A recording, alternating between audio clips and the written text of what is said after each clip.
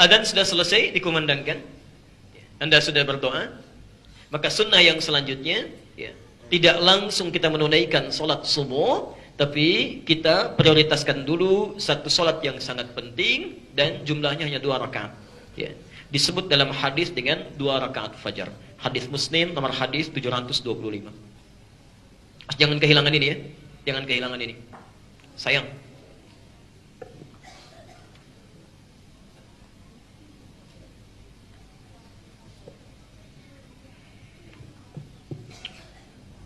$5 miliar, Masya Allah. Banyak tidak? Banyak. Yang kedua, dunia dan seisinya. Masya Allah. 5 miliar sudah ditumpuk di koper, disimpan di hadapan kita. Diberikan pilihan kepada kita. Pilih mana? Pilih 5 miliar atau dunia dan seisinya. Saya ulang. Kenapa pesimis begitu? Iya. Ada yang bilang masa. Jadi saya ulang ya. 5 miliar, sudah di koper, ditumpuk-tumpuk gitu ya, siap disimpan. Terus diberikan pilihan, pilih mana? 5 miliar atau dunia dan seisinya? Yang 5 miliar angkat tangan. Yang dunia dan seisinya? Baik. Secara logika, kalau ada orang memilih ini, ya, saya tidak tahu kata apa yang paling tepat untuk mengungkapkan. Ya. Tapi orang ini, ya, bahasa lembutnya salah pilih. Salah pilih. Ya, kalau dunia dan seisinya berarti lebih dari segalanya kan? Ya, lebih daripada ini. Ya. Ustadz bisa nggak dapat 5 miliar plus dunia dan seisinya misalnya? Nah, itu maksa ya. Anda udah dikasih ini berarti sudah dapat ini. Ya. Masya Allah. Nah, Nabi menawarkan jika Anda bisa menunaikan sholat 2 rakaat fajar sebelum subuh itu, yang sudah kita ketahui hadisnya, Masya Allah, itu sudah disiapkan dunia dan seisinya. Disiapkan dunia dan seisinya. Dan disebut bukan cuma dunia dan seisinya, lebih baik daripada dunia dan seisinya. Raka'atul fajri, 2 rakaat yang Anda tunaikan mengiringi sholat subuh itu, 2 rakaat fajar, khairun, lebih baik minad dunya wa ma fiha, daripada dunia dan seisinya. Lebih baik. Ya. Nah, perhatikan kalimatnya. Kalimat ini, minad dunya, ada menggunakan min.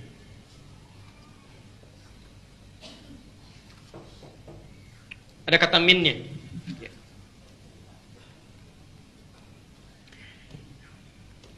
Min itu punya 2 arti dalam bahasa Arab. Ya. Agak pelan-pelan. Min, huruf min dalam bahasa Arab itu memiliki 2 arti, 2 makna. Satu, menunjukkan makna min at-tab'id. At-tab'id. Menunjuk makna sebagian. Sebagian. Jadi enggak keseluruhan, sebagiannya saja. Misal, surat yang paling favorit apa yang paling hafal? An-Nas misalnya ya, An-Nas. Enggak apa-apa. Qul a'udzu rabbin nas, malikin nas, ila min waswasin alladzi fi sudur, ujungnya minal, ada minnya kan? Minal jinnati wan nas. Minal jinnati wan nas. Kata Allah dalam Al-Quran, Allah berfirman, Masya Allah, minal jinnati wan nas, ada sementara setan, ya, setan yang wujudnya bisa jin yang tak nampak oleh kita, atau bahkan manusia yang kelihatan. Ya. Disebut jin jadi setan, manusia jadi setan. Tapi ketika menggunakan kalimat min di awalnya, tidak semua jin itu setan, tidak semua manusia jadi setan. Jelas ya? Nah, jadi min ini yang dimaksud min at-tab'id, menunjuk makna sebagian. At-tab'id. Menunjuk makna sebagian. Pelan-pelan. Ada yang kedua disebut dengan min at-taqsim.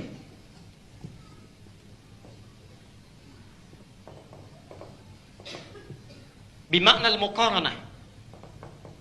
Perbandingan. Perbandingan pada yang lebih baik. Pada yang lebih baik. Pelan-pelan. Misal, Hadha naqal afdal min hadha. Pakai min. Hadha naqal, handphone yang ini, afdal, lebih bagus, min hadha, dari yang ini. Ya. Jadi ketika Anda menggunakan kalimat min pada dua ini, ya dua handphone ini, Anda sedang memperbandingkan sesuatu yang lebih baik. Masya Allah. Kalau tadi kita bandingkan, Anda misalnya, jangankan 5 miliar, Anda inginkan dunia dan seisinya, ada yang lebih bagus dibandingkan dunia dan seisinya. Jadi kalaupun Anda dapatkan dunia dan seisinya seluruhnya, itu masih tidak sebanding dengan amalan ini. 2 rakaat fajar. 2 rakaat fajar.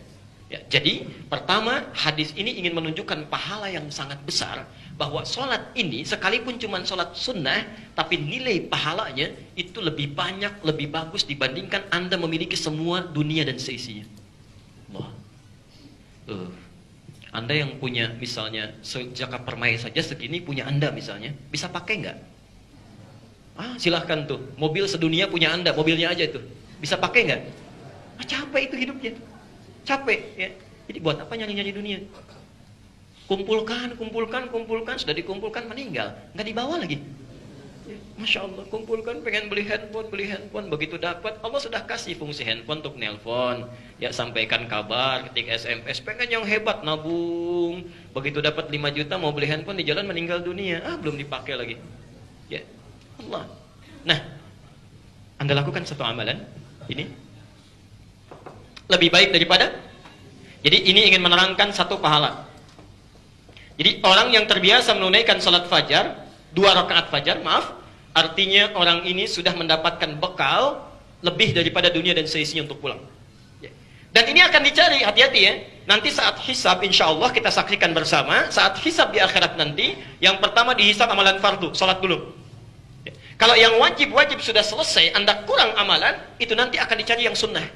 Dicari yang sunnah. Nah, peluang ibadah sunnah terbaik yang banyak pahalanya, diantaranya ini. Ya. Jadi kalau Anda tidak pernah tertinggal salat fajar, itu sekali salat fajar lebih baik daripada dunia dan seisinya. 2 kali lebih baik daripada dunia dan seisinya. Ketika Anda diwafatkan, hilang amal wajibnya, fardunya selesai, dihisab tuntas kurang amalan, maka ini akan memberatkan mizan. Berat. Amalan sunnah lain barangkali sedikit naiknya. Begitu ini, Allah. Ya. Tingginya luar biasa. Jelas di sini?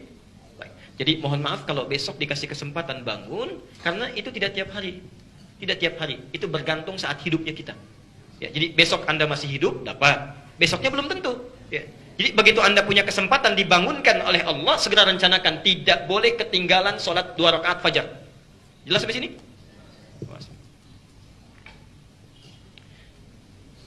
Yang masih bangunnya kesiangan besok, mudah-mudahan diberikan pintu hidayah oleh Allah.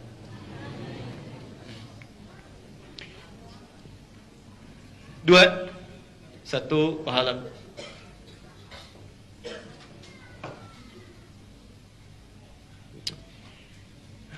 Ini ada handphone 1, kepegang tidak? Kepegang. Handphone 2 kepegang? Ya. Handphone 200 kepegang nggak? Tidak. Baik. Perhatikan. Ini ada satu makna yang sangat penting di hadis ini. Yang dimaksud dunia dan seisinya bukan sebatas pahala yang sangat banyak, tapi Allah akan memberikan karunia yang besar kepada kita untuk menundukkan dunia dalam pandangan kita. Itu maksudnya.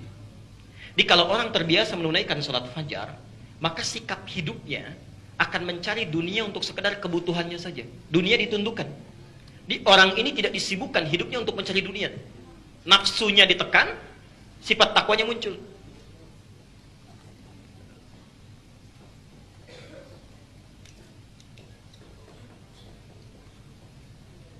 Perhatikan.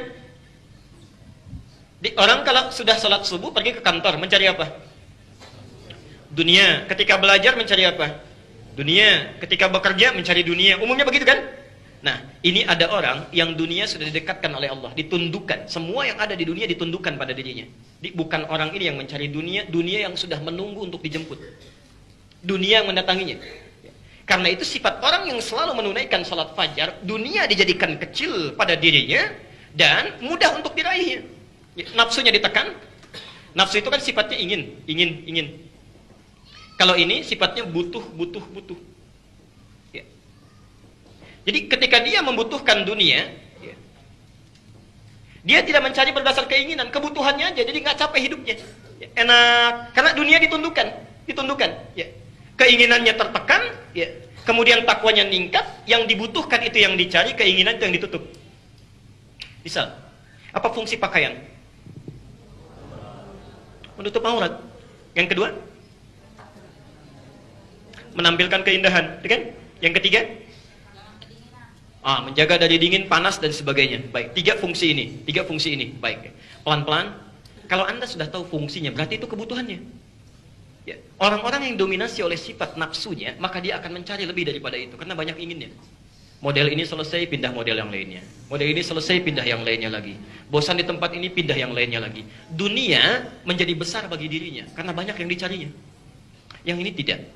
Karena terbiasa menunaikan sholat fajar, ditanamkan dalam jiwanya, dunia dijadikan kecil. Karena kecil, yang dicarinya gampang, tidak luas jarinya. Dia hanya mencari apa yang paling dia butuhkan.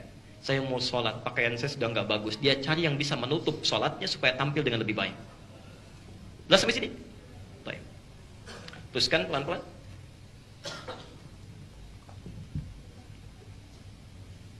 Jadi pilih mana? Dunia dan seisinya atau uang 5 miliar? Alhamdulillah. Belum tentu itu. Jangankan 5 miliar, 500.000 aja. Mungkin yang terakhir, DKM Masjid coba bikin 2 undangan terpisah ya. Untuk besok subuh, sebarkan hadis ini.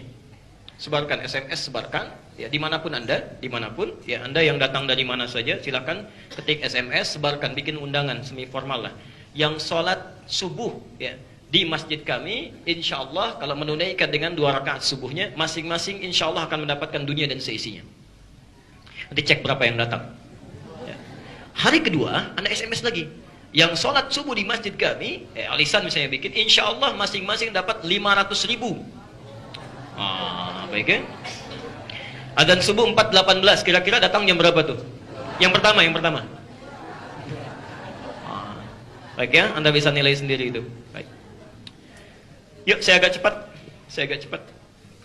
Ditunaikan di rumah sunnahnya. Saya ulangi karena kita belajar sunnah ya, Maka 2 rakaat fajar ini sedapat mungkin tunaikan di rumah. Bukan di masjid. Tunaikan di rumah. Tapi Anda mesti beri catatan bila rumahnya dekat dengan masjid. Ya, saya ulang ya, bila rumahnya dekat dengan masjid. Karena seringkali ada orang yang baca hadisnya tidak sampai tuntas. Nggak sampai tuntas. Misal, hadis pertama di Al-Bukhari nomor hadis 731. Kita lihat, ini sering sekali marak disampaikan. Afdalu salatil mar'i fi baitihi ilal maktubah. Ya. Sebaik-baiknya salat seseorang tunaikan di rumahnya kecuali salat fardu. Ya. Pernah dengar hadis ini? Baik. Tapi Anda jangan sampai lupa, Nabi sendiri memberi keterangan, wa baiti huna, dan rumahku ada di sini. Baik, rumah Nabi ada di mana? Di masjid. Di masjid. Masya Allah. Ya. Jadi Rasulullah itu kenapa banyak menunaikan salat sunnahnya di rumahnya, dari mulai tahajudnya, qiyamnya, salat-salat rawatibnya, mutlaknya, bisa dikerjakan di rumah, beliau kerjakan di rumah, karena memang rumahnya dekat dengan masjid. Artinya, bila rumah Anda dekat dengan masjid, maka yang terbaik 2 rakaat fajarnya jangan tunaikan di masjid, tunaikan di rumah. Jelas sampai sini? Baik. Tapi bila rumah Anda sekiranya jauh dari masjid, jangan maksa di rumah, tunaikan di masjid. Ya, kalau ingin subuhan di masjid. Ya. Misal Anda dari Lebak Bulus misalnya, mau datang ke sini. Ya, Allah. Ada kajian di Al-Ihsan subuh, saya mau kejar ke sana. Sunnah nabinya salat 2 rakaat fajar di rumah. Salat dulu di rumah. Nyampe sini jam berapa datangnya? Kita ketinggalan segalanya gitu ya. Nah, jelas sampai sini? Nah, jangan jadi perdebatan lagi ya.